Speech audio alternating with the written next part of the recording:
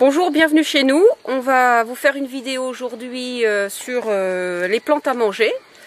Donc nous sommes mi-avril, fin avril.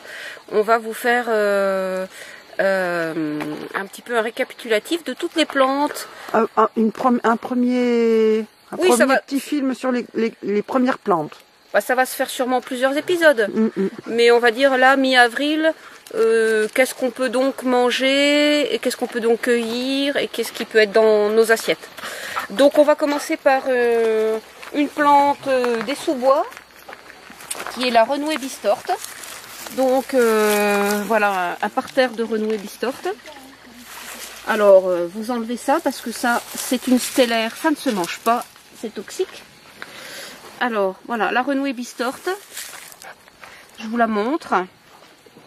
Quand c'est à terme, ça fait une petite fleur rose, un petit pompon rose un petit peu allongé.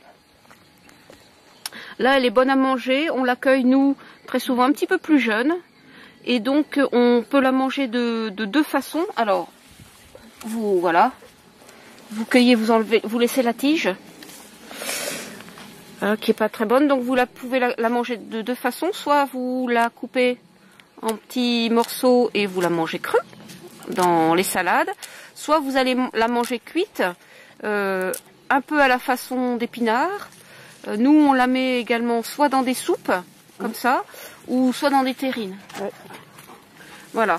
Alors, pendant qu'on est dans ce coin-là, donc voilà, la renouée, alors c'est souvent par station, on appelle ça une station.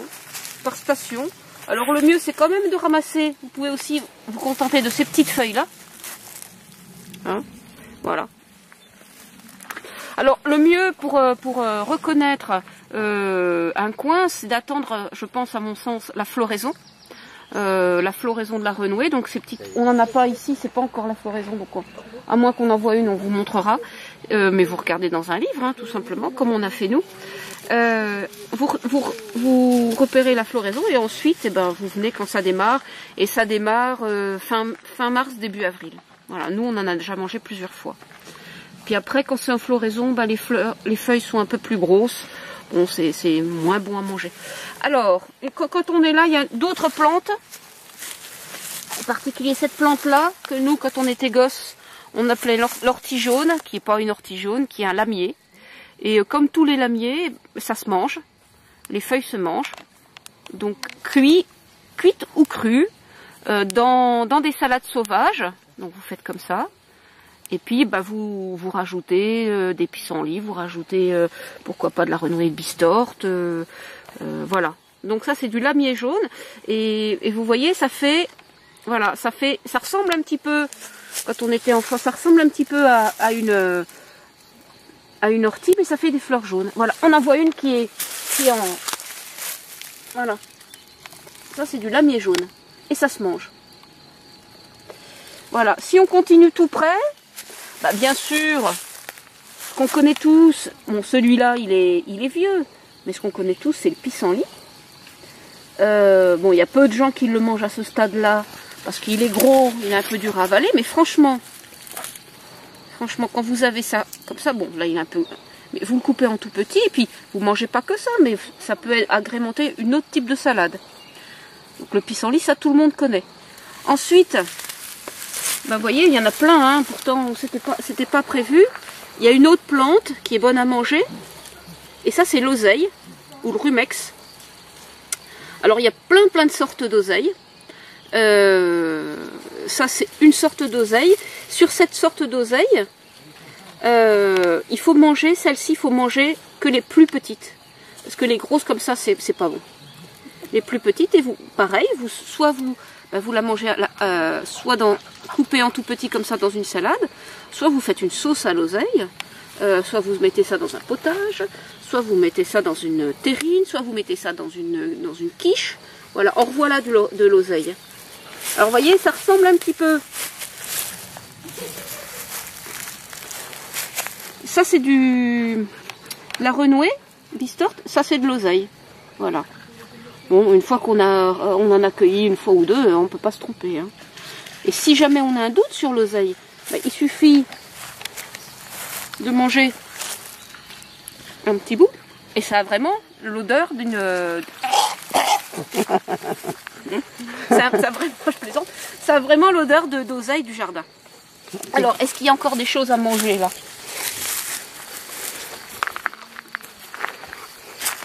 Et ben voilà, il y a encore des choses à manger. Il y a une autre chose à manger, il y en a deux même, tout près. C'est du plantain sauvage. Alors le plantain, tout le monde connaît. Hein? Je ne sais pas si vous faisiez ça quand vous étiez petit. Tac. On faisait des canons, des bombes. Voilà. Tac. Bon. Je réussis pas. Mais alors, dans le plantain, on peut manger les petites feuilles. Bien sûr, comme à chaque fois, que ça soit dans tout ce qui est sauvage, que ça soit dans les champignons, que ça soit dans les fruits sauvages, dans les baies, ou que ça soit dans les plantes sauvages, il faut toujours privilégier les jeunes pousses. Parce que d'abord c'est moins coriace, puis c'est plus facile à digérer. Donc dans le plantain, on mange aussi les plus jeunes pousses. Donc vous cueillez toujours ce qui est central. Et le plantain, voilà, ça, tout le monde connaît. Il y en a différentes sortes, mais tout le monde connaît ces plantes où il y a ces espèces de d'obus. Voilà. Ensuite, tout près, eh ben, il y a une plante que nous on adore. Ça s'appelle la gesse. Ça fait une belle petite fleur rose, comme ça. Et alors, ça, c'est délicieux. Goût de petits pois. On mange les feuilles. Moi, alors ça. C'est un goût de petits pois. On en met dans les salades. La tige est dure, hein, vous ne mangez pas. Mais on met ça dans les salades, c'est un goût de petits pois frais. C'est un délice. Voilà. Ensuite, qu'est-ce qu'il y a encore? Bah tiens.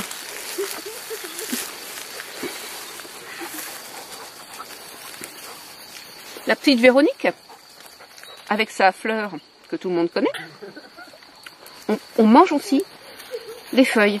Alors bien sûr, on va pas faire une salade de petite Véronique.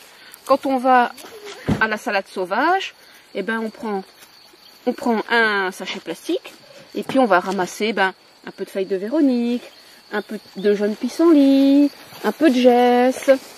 Là, regardez, il y en a beaucoup de gesse. Là, par exemple, là, il y a une station de gesse. Donc, on va ramasser les gesses. Voilà. Et on va faire une belle petite... On va mélanger ça avec de la salade du jardin. Et puis, voilà. On voit encore, je vais vous montrer de l'oseille un petit peu plus mature. Vous voyez, dans ces feuilles-là, ça, faut pas manger. C'est vieux. Par contre, voilà, il y a une feuille qui est en train de s'épanouir là. Ça, vous pouvez la cueillir. Voilà. Puis vous la coupez en petits morceaux et vous la rajoutez dans vos salades. Voilà, on va continuer notre balade. Et puis au gré de la balade, on vous présentera des plantes qu'on mange ou qu'on cueille. À bientôt. Donc, on a avancé un petit peu dans notre balade. Alors, pas beaucoup, hein, mais en ce moment, c'est vraiment une explosion de plantes. Donc, vous voyez, on a ces plantes-là qui sont vraiment reconnaissables. Donc, vous pourrez vous repérer facilement dans vos... Donc, ça se rencontre au bord des chemins. Nous, là, on est en sous-bois. Ça, c'est de l'oseille. Voilà. Et bon, si avec ça à manger, on peut manger ça. Mais le mieux, c'est de manger les petites plantes. Donc là, au milieu, c'est celles qui sont le plus tendres. Alors, tant qu'on y est, il y a ça. Donc, on vous a montré il y a quelque temps le lamier jaune. Et ça, c'est ce qu'on appelait, nous, gamins, le lamier, l'ortie blanche, mais c'est du lamier blanc. Et ça aussi, c'est donc ça se mange. Et on mange les feuilles. Voilà, on les mange cuites ou crues de la même façon. Hein. Alors, regardez, dans les mêmes stations, dans un même endroit, il y a la vraie ortie que je ne toucherai pas et le lamier. Bon, le lamier, les deux se mangent. Hein. Le lamier blanc, on le reconnaît avec ses fleurs et ça pique pas. Et puis, à côté, vous avez l'ortie qui se mange, qui est très très bonne, très très riche en vitamine C, qu'on mange principalement cuite. On vous fera une vidéo sur comment faire une soupe d'ortie. Oui, mais voilà, là c'est le moment de les cueillir, les orties. Et quand on mange une ortie, voilà, on cueille le dessus de la plante. Toujours, hein, il faut toujours faut toujours, ça pique pas, hein, c'est que les feuilles qui sont urticariantes, il faut toujours manger ce qui est le plus frais. Voilà, ortie, oseille, lamier, et puis ça on n'en mange pas parce qu'on ne sait pas, mais on en mangera peut-être. Il y a une sorte de gaillet. C'est un cratron. Ouais, vous savez, c'est le gaillet qui... Voilà, quand on était même môme, on faisait ça. Et ben ça se mange. Nous, on le mange pas, mais ça se mange. Hein, c'est quelque chose qui se mange. On le reconnaît. Tout le monde sait ce que c'est. Voilà. Donc on a fait au moins 20 mètres. Et donc on est dans un de nos coins. Et je sais pas si vous avez reconnu, mais si vous n'avez pas reconnu, je vous dis, ça c'est de l'ail des ours. Voilà, fameuse ail des ours dont on vous parle souvent. Alors je vous montre. Alors au milieu, voilà, ça c'est de l'ail des ours. Ça c'est pas de l'ail des ours, c'est une plante qui s'appelle une parisette. Voilà, une magnifique plante. Mais elle est pas bonne. Hein. Ça c'est de l'ail des ours. Voilà. Ça ressemble à du muguet. Un tout petit peu au muguet, oui. Alors si vous avez le muguet c'est toxique, donc il faut pas en manger. Si vous avez un doute, hein, faites ça.